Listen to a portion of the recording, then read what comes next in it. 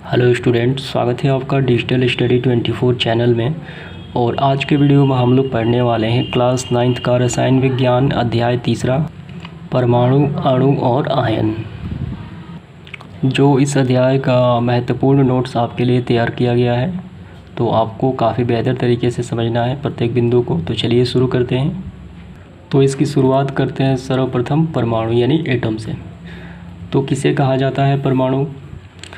तो किसी तत्व का अंतिम सूक्ष्मतम कण यानी छोटा कण जो रासायनिक अभिक्रियाओं में भाग ले सकता है, परमाणु कहलाता है। यानी सबसे छोटा कण पदार्थ यानी तत्व का जो रासायनिक अभिक्रियाओं में भाग ले सकता है, क्या कहलाता है? परमाणु कहलाता है।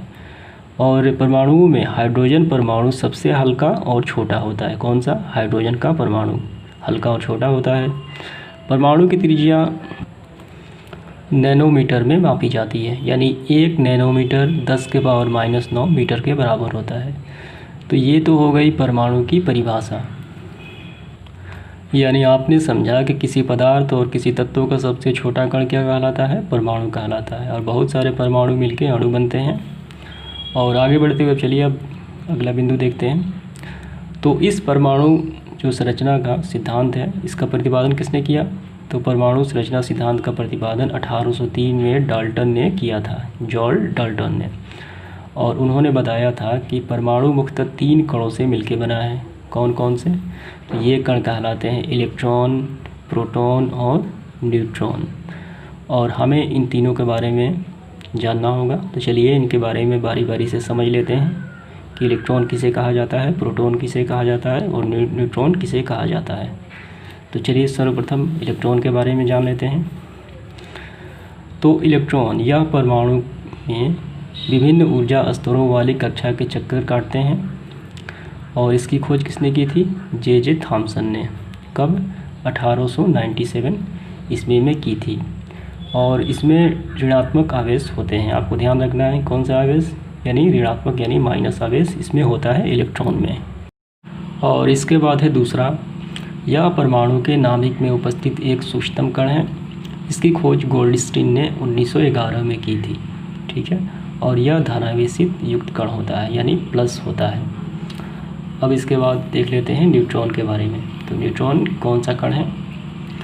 तो न्यूट्रॉन जो है तीसरे नंबर पे, यह परमाणु के नाभिक में उपस्थित एक सूक्ष्मतम कण है जिसकी खोज जेम्स चैडविक ने 1932 यानी 32 में की थी।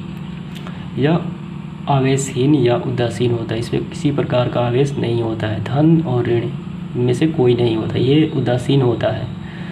तो हम लोगों ने अभी देखा कि परमाणु की कक्षा में 3 कण मौजूद होते हैं, इलेक्ट्रॉन, प्रोटॉन और न्यूट्रॉन। और आपको ध्यान देना है कि ये प्रोटॉन और न्यूट्रॉन परमाणु के केंद्र में उपस्थित होते हैं, यानी नाभिक में। और इलेक्ट्रॉन उस परमाणु के ऑर्बिट यानी कक्षा में चक्कर काटते हैं। तो इस पिक्चर के अनुसार आपको समझ लेना है। जैसे कि ये बताया गया है कि यह परमाणु के विभिन्न ऊर्जा वाले स्तरों वाली कक्षाओं में चक्कर काटते हैं, जबकि प्रोटॉन ये नाभिक में उपस्थित रहता है, न्यूट्रॉन या परमाणु के नाभिक में उपस्थित रहता है। तो इस प्रकार आपको देखना है। ये रहा, ये हो गया परमाणु का नाभिक। ये मॉडल है परमाणु का। और इसका बीच में जो भाग दिखाई पड़ रहा है ये नाभिक कहलाता है, यानी केंद्रक। और इसमें 2 कण उपस्थित रहते हैं। कौन सा? न्यूट्रॉन जो आवेशहीन है और प्रोटॉन जिसमें धनावेश है। ये दोनों कहाँ रहते हैं? परमाणु के नाभिक में, यहाँ पे ये दोनों ही कण हैं। और ये जो आप देख रहे हैं ये बीच में, इसे ऑर्बिट कहा जाता है, यानी कक्षा कहा जाता है। ये इलेक्ट्रॉन होते हैं, ये इलेक्ट्रॉन सारे हैं, ये सारे दिख रहे हैं आप, ये इलेक्ट्रॉन हैं जो चक्कर काटते रहते हैं। ठीक है। ये ऋणावेशित होता है। ठीक, ऋण आवेश। ये चक्कर इस प्रकार काटते हैं जैसे कि सूर्य के चारों तरफ ग्रह चक्कर काटते हैं। एग्जैक्टली इसी तरह यह केंद्र का चक्कर इलेक्ट्रॉन ऐसे काटते हैं। ठीक है। तो ये आपको समझ में आ गया होगा कि किसी परमाणु के केंद्र में न्यूट्रॉन और प्रोटॉन उपस्थित होते हैं और इलेक्ट्रॉन उस नाभिक के चक्कर लगाते हैं। अब इसके बाद देखते हैं अगला बिंदु। तो ये भी आपको लिखना है। किसी तत्व के परमाणु के नाभिक में प्रोटॉन और एवं न्यूट्रॉन उपस्थित रहते हैं। तथा इन नाभिक के चारों ओर वृत्ताकार पथ में इलेक्ट्रॉन चक्कर लगाते हैं, जैसे सूर्य के चारों तरफ ग्रह चक्कर लगाते हैं। अब इसके बाद अगला पॉइंट बहुत सारे हैं, तो वो समझ लेते हैं हम लोग। तो वो है एटॉमिक नंबर किसे कहा जाता है, यानी परमाणु क्रमांक किसे कहा जाता है। तो किसी तत्व के परमाणु के नाभिक में उपस्थित प्रोटॉनों की संख्या, आपको ध्यान देना है कि तत्व के नाभिक में क्या रहते हैं, तो तत्व के नाभिक में प्रोटॉन और न्यूट्रॉन रहते हैं, लेकिन प्रोटॉनों की संख्या क्या कहलाती है, उस तत्व की परमाणु क्रमांक कहलाती है। यानी धनावेशित जो कण होता है वो परमाणु क्रमांक कहलाती है, और इसे Z द्वारा सूचित किया जाता है। परमाणु क्रमांक बराबर प्रोटॉनों की संख्या, और यहाँ पे एक और शर्त हो जाती है, परमाणु क्रमांक बराबर प्रोटॉनों की संख्या बराबर इलेक्ट्रॉनों की संख्या। ये दोनों आपस में बराबर हो जाएंगे कब, जब परमाणु उदासीन हो जाता है, तब इसमें कोई आवेश नहीं होता है तब। तो ये आपको समझ में आ गया कि परमाणु क्रमांक किसे कहा जाता है, परमाणु में उपस्थित नाभिक में प्रोटॉनों की संख्या परमाणु क्रमांक कहलाती है। अब इसके बाद देखते हैं इसका अगला बिंदु। तो अगला बिंदु जो है वो है द्रव्यमान संख्या, यानी मास नंबर इसे कहा जाता है।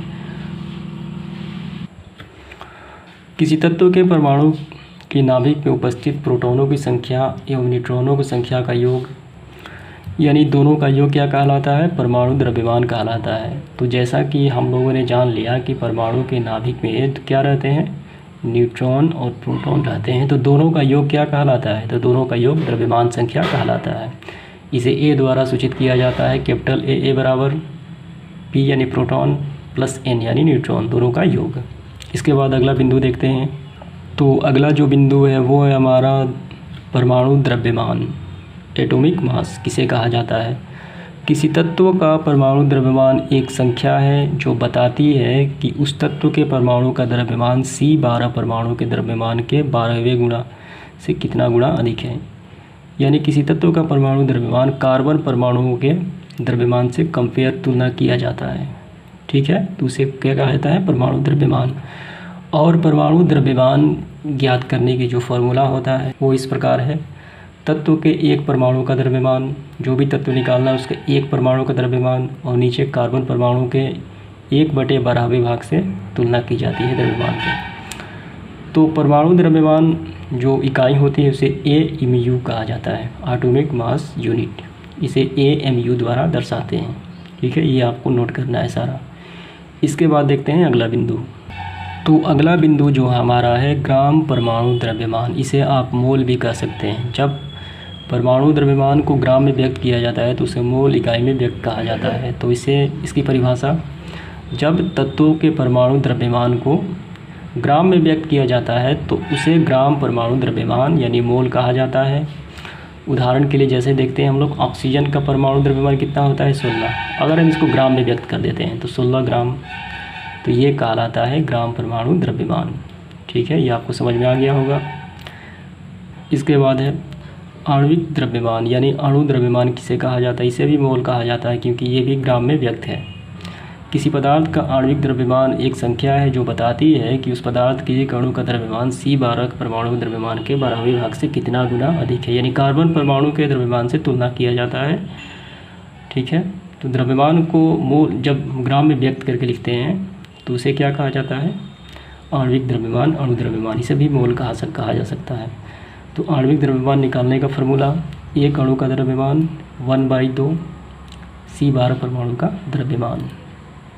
तो यहाँ पे आप इसको 12 करना है, ठीक है, ये 12 हो जाता है। एक अणु का द्रव्यमान 1/2 C12 परमाणु का द्रव्यमान। तो इसके बाद देखते हैं मोल। मोल किसे कहा जाता है, मोल किसी पदार्थ की वह मात्रा है जिससे विद्यमान कण, जैसे में कि परमाणु, अणु, आयन, इलेक्ट्रॉन, जितने भी कण हैं की संख्या C12 के ठीक 12वें विद्यमान परमाणु संख्या में बराबर होती है। यानी सभी कण ये परमाणु, अणु और आयन हो जाते हैं। कार्बन यानी C12 के ठीक 12 ग्राम विद्यमान परमाणु संख्या के बराबर होता है। सभी कणों को जब 12 ग्राम कार्बन परमाणु की संख्या से कंपेयर करते हैं तो उसे कहा जाता है मोल, ठीक है। तो ये एक इकाई कही जाती है। एक मोल बराबर कितना होता है, कण, बहुत सारे कण आते हैं, सभी कण इसमें मौजूद हैं, 6.22 × 10⁻23। और यह निश्चित संख्या एवोगाड्रो संख्या कहलाती है। इसे कहा जाता है एवोगाड्रो संख्या। ठीक है, आपको ध्यान रखना है। ग्राम परमाणु या मोल, ग्राम अणु या मोल, ये दोनों एक ही चीज़ है। तो इस प्रकार ये बेसिक बिंदु समाप्त हो जाता है।